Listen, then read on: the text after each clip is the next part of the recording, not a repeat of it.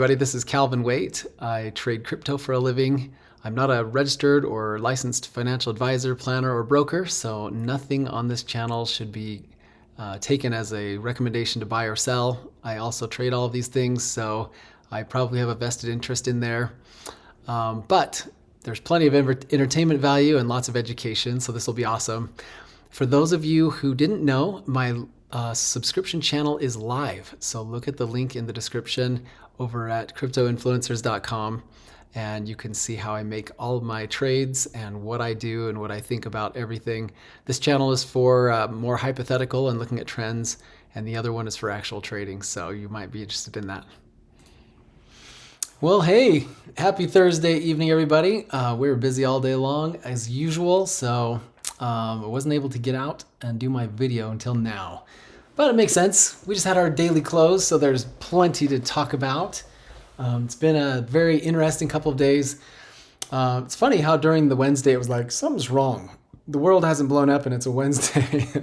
And then the market closed and boom, the world blew up. So that was crazy. Yesterday was just insane. And now we had a little bit of a bounce and we'll just talk about everything. But before we get too far, congratulations, Wayne4. You are the winner of $25 of Ethereum. It's already in your thing. I just want to remind you to come and find me on cryptoinfluencers.com. The free channel is here. The pro channel is here in case you're curious on how to trade and all that. But yeah, come to the free channel, be one of the subscribers, and then click open chat and you can get to the chat very easily.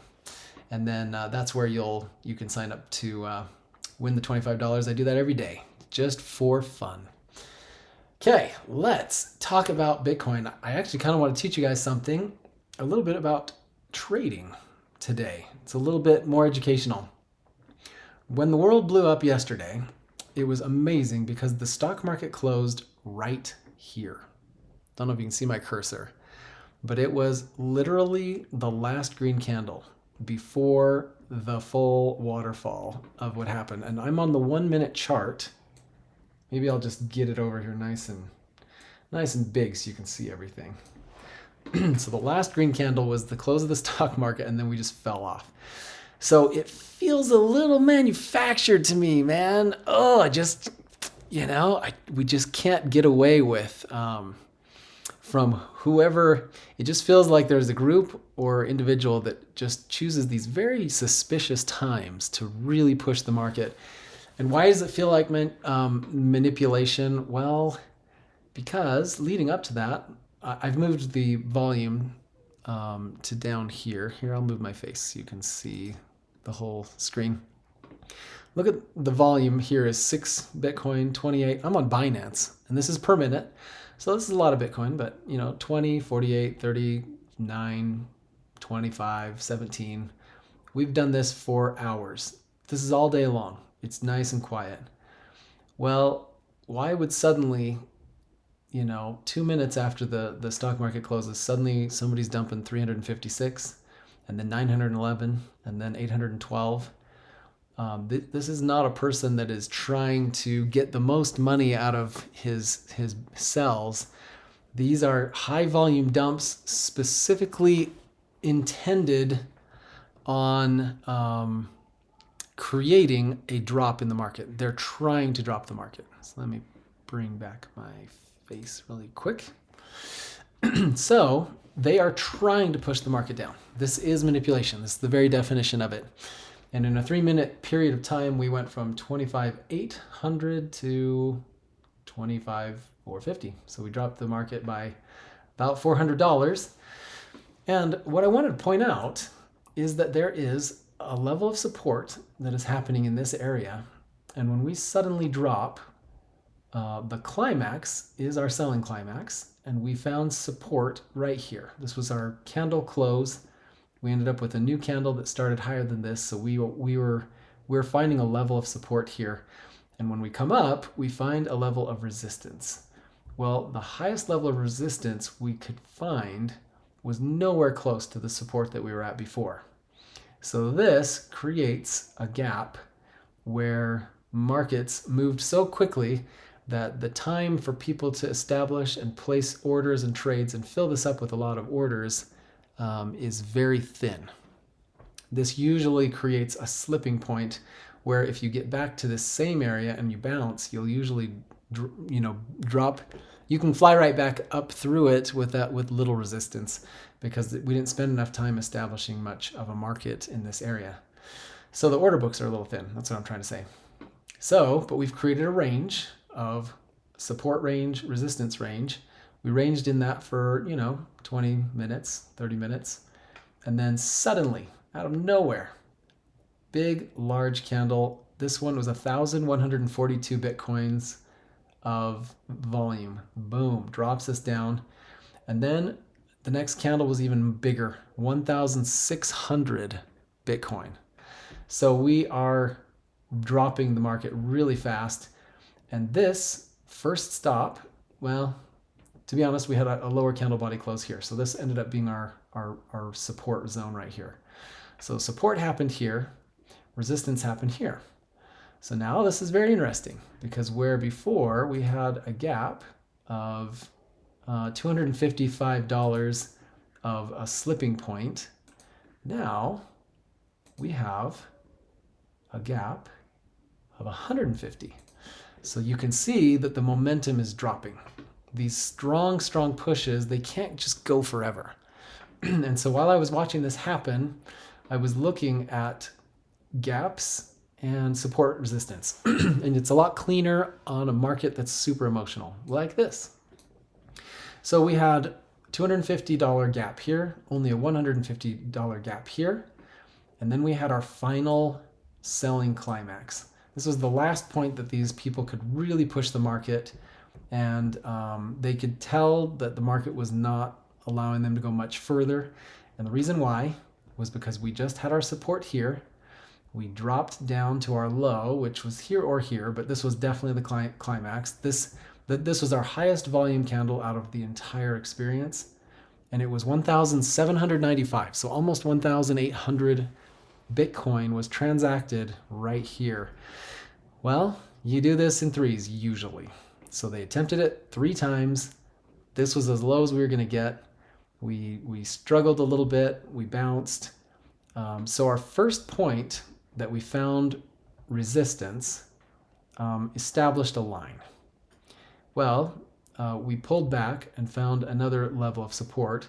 So these 2 supports, this was our new range. Well, funny thing is we sliced back up through this and found resistance at exactly the place where we found support. So where we had a $250 gap here and a $150 gap here, our gap here was 0. Our support finally was met with resistance, and now we can tell that our market is back in balance. Normally, where we've done this, we would try for a new low and we would see if we resisted. But in this case, we came back down and we ended up finding a level of support where we had found resistance. So we went gap, big gap, smaller gap, a full resistance from support to resistance, and then we found a support zone. So now our market's completely changed. This is when I tweet out to the pro channel, hey, I think the worst of it is over. Because we finally got our final selling climax. There's structure back in the market. There's no more gaps. Resistance is in place. Support is in place. This market is starting to make sense again. So this was a pure manipulation and super emotional moment. We dropped down really good, and now the markets are just floating. There's not a ton of rhyme or reason. The volumes died down. We're back to 33, 23, 32, 63, just normal ebbs and flows of the market. And we exit the red zones, and finally our 100 drops down. Finally the 200 drops down. Finally we get a golden cross on the 1 minute, and then finally we see our first green zone.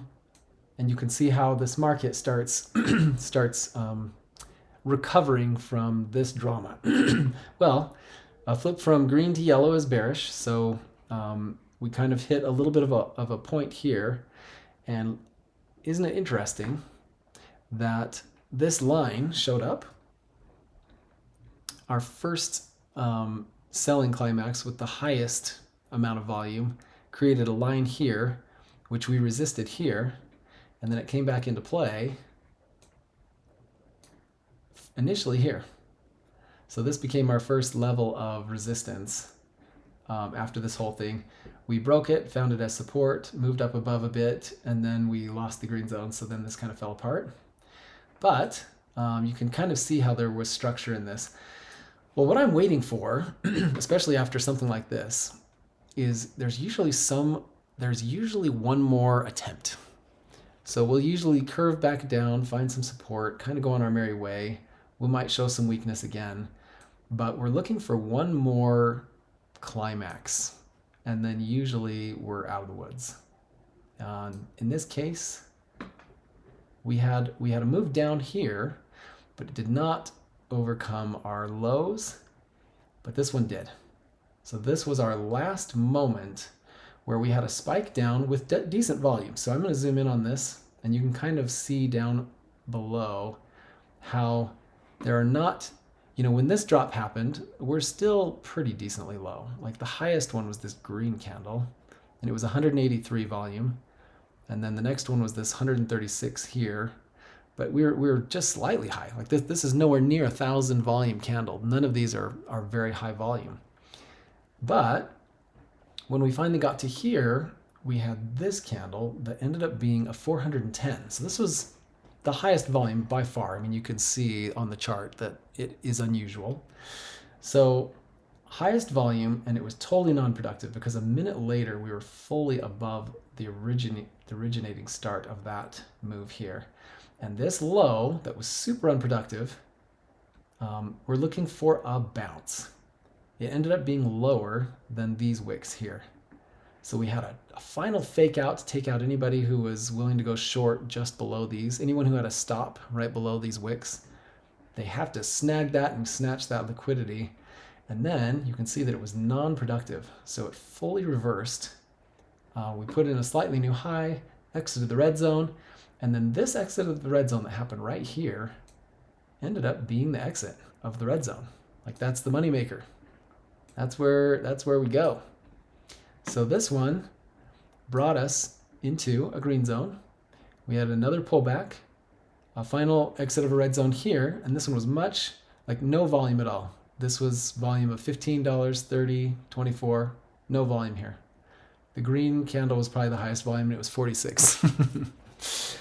So we had a no volume climax down here in the red zone, and then we exited, and then we flew.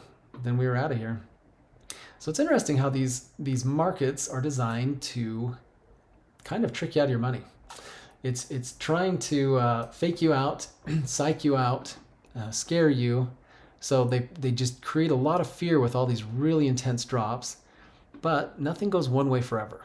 And so you start to see structure back in, and you're like, oh, these guys are out of ammo. But you know in your mind that they're probably going to try one more little attempt just to mess with you. And we ended up with it here. So we had a kind of a pullback, a little bounce, and then a climax. And from that point on, we were smooth sailing. What's interesting is that we really finally had a push, and all this time we're watching this level here because we had tested it before and failed. The next time we attempted this, look at this. We nailed it with perfection with a wick here and a rejection, a wick here with a rejection, a wick here with a rejection. You seeing this? Here was a breakout with support, then a failed breakout, and then this was the line that launched us. It's just strange that there's a science behind this, or that there's just, that people are paying attention to this stuff. So very interesting that this ended up being the pivot point where we really, really went. And whales know it. Well, where was our first consolidation point? So we've got candle bodies all over the map right here. Guess what it was? We had filled this gap. So the start of the gap was down here, and the top of our gap was about right here. So we fully consolidated on the underside of that with a couple fake out breakouts here, but we had fully consolidated within this gap. It's just amazing. All of the patterns and all the rhymes and all of the things that are making sense. When we finally broke through, We wicked all the way up to the middle of this gap. I guess if you zoom out, you can tell that there was actually there was a reason here. There was price action down here, and let me see where the low was. Zoom in on it really quick. Our lowest point was 25,753. 25,753, and our highest point here was 25,706. So it was in the vicinity, not quite there. Wait. 25,757. Actually, it was a perfect intersection. What did I miss? What did I say? A low was 25,753. 753 and a high of 757. Okay, all right. So we closed this gap to perfection. I drew it to here because that's kind of where we were consolidating for like an hour before. But really, we had a wick here that we fully intersected. Like, it is just interesting how this support and resistance works. So we essentially satisfied these gaps. The market's back in balance. Unfortunately, this is definitely a flip from resistance. This is now resistance. This was support. So we're still kind of muscling through this. But I just have a suspicion that we are looking to try again. I think that this market is showing some structure. If we were really in a bearish situation, we would be looking for new lows. We would try to drop below this area of support here, and instead we're consolidating at the upper ranges where resistance was. So it's actually looking decent to me. So I'm going to let this thing run. So, but yeah, let's hopefully that was fascinating to you to kind of see how these things work. You know, sometimes it's when emotions are highest, markets are most predictable. It's funny how that works. When you're bored, when markets are just floating, there's sometimes no rhyme or reason. But when things are deliberate, when emotions are high, when they're intended to be high, you can read these things clean as day. It's just amazing. I just feel like that there's more money to be made on the monthly moves than the minute moves. But still, you know, there is, you know, even if nothing else, the education or emotional management, which is worth a lot, is definitely part of the education. So I'm going to zoom out slowly. Here's the 5 minute. So on the 5 minute, we flip from green to yellow. So that's why we're dipping down a little bit. But you can see how we attempted to exit the red zone several times. When we finally did, we were off to the races. So that's interesting. If I go to the 15 minute, we are building some pretty beautiful structure here. Our first attempt at exiting the red zone happened after the selling climax. That's why I like these larger time frames. Larger time frames have less fake outs, and they're more they're better indicators. So the 15 minute was beautiful because we had no intention of flipping to the red zone, exiting the red zone until all of this baggage and manipulation and emotional stuff had already passed, and now we're finding strength. So had you entered at 25,068 or 25,000 flat, either of these would have been a really nice entry point for the price we ended up heading up to. Well, now we have a beautiful hesitation at the 100. We pulled back and intercepted this resistance as support during this candle. We went right up and touched the 100 as resistance, pulled back, and our wicks were just in the vicinity of this. You can see visually that this is a pretty good handoff between resistance here and support here. And then we went and broke the 200. Now we're kind of in a kind of a bull pennant or descending wedge, falling wedge, and we're kind of hanging out waiting for our golden cross. So this is why I'm thinking maybe there's another attempt at the upside. And if we get up and start ranging back up into this area or start trading above this area, it'll be really bullish. So this is kind of a positive thing. Let me go to the 1 hour. So the 1 hour is very interesting as well, because the 1 hour just barely started the process of exiting the red zone. Normally, to be honest, you'd want to see the red zone down a little lower. Like really from this drop, we'd want to wait 48 hours to get our 50 all the way down to here. But, markets do whatever they want to do. And we finally crossed the 20, exited the red zone. First place, our first target is the 100. We rejected off the 100. Now we're hesitating on the 50. This is positive. We don't want to just slice back through the 50 and enter the red zone again, because then we're waiting for another exit. This was a failed breakout. But if we ended our 1 hour candle like right on it as support, and this is looking like a bullish reversal right on top of the 50, this is positive. So there's some structure happening. I like what I'm seeing as far as structure on this. Let's go to the 4 hour. The 4 hour is deep in the red zone. The only thing positive that we're seeing is that we did attempt to break out above the 9, and we're testing resistance on the 20. So this doesn't look as pretty. But as we mentioned before, once we started going yellow, red, yellow, red, yellow, red, any of these breakouts from exiting the red zone are another attempt. And every time, attempt 2 has a better chance of being the one that sticks, is better than attempt 1. Attempt 3 is a higher chance than attempt 2. And 4, 5, this was a fake out. We're looking for an actual exit of the red zone on maybe attempt 6. And you know what? The odds are the highest that of all the exit attempts we've had, this is our highest chance of it being the one that sticks. So we have to, let the market do what it's going to do and see where we are. I'm not a super big fan of the amount of support we created in this level and that we initially resisted here.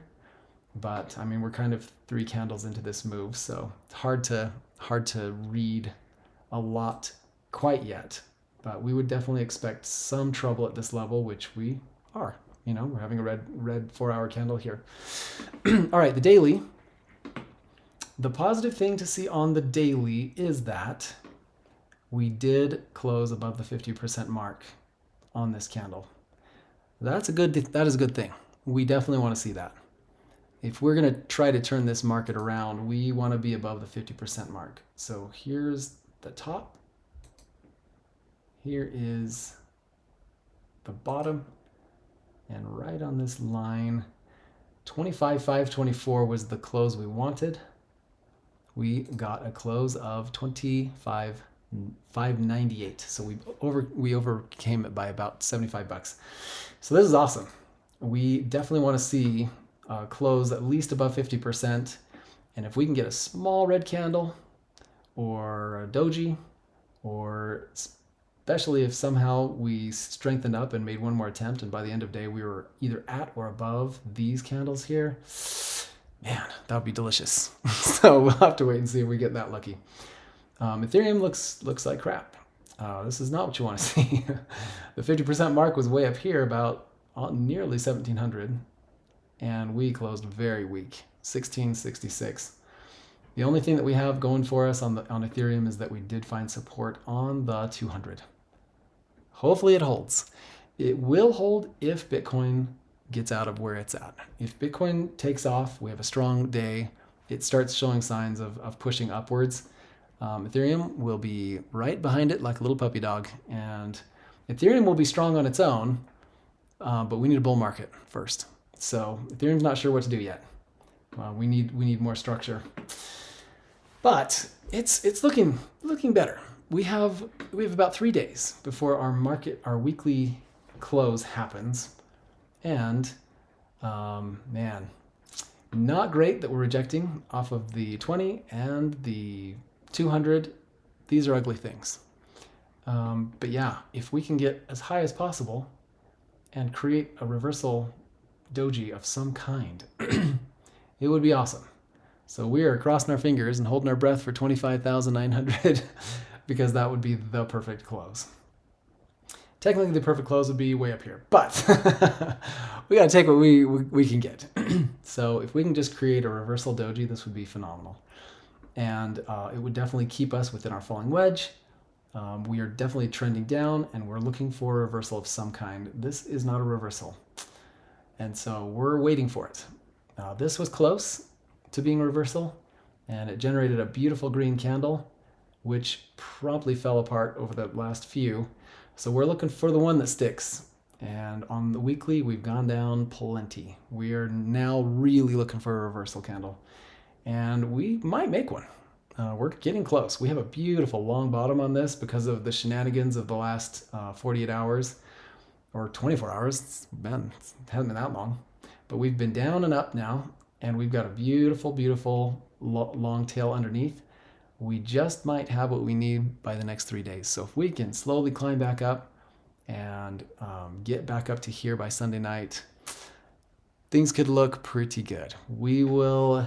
I'm waiting and watching to see how everything plays out on all time frames. This most recent move was quite fascinating, though. There was plenty of obvious things to point out, so I thought maybe that'd be fun for y'all to see. Okay, with that, I'm gonna let you go. Have an awesome night. Friday is tomorrow, so we'll see how everything plays out. I'm blown away by the strength of the stock market. It's kind of fun that we were talking about how bullish we were on the stock market back when we were down in this area, and the world was, it was actually this breakout. It was this breakout and back to confirm as support on the other side of this that I got really bullish. I got more bullish when we found it a support here, and now look at where we are. This is on the weekly, so we've been doing this for months and months and months. But yeah, this is phenomenal. Like highest daily close in well over a year, April 2022. So anyway, all the experts that are calling for the recession, I don't see it yet. Maybe we will, but I'm not going with those manipulated, sold out headlines. I'd rather read what people are doing with their pockets. And the wallet is voting on a bullish move. So yeah, it's hard to be bearish at this point on the stock market. Interesting how that's all playing out though, because stock market's flying and Bitcoin's just hitting face punch after face punch. Oh, you know what?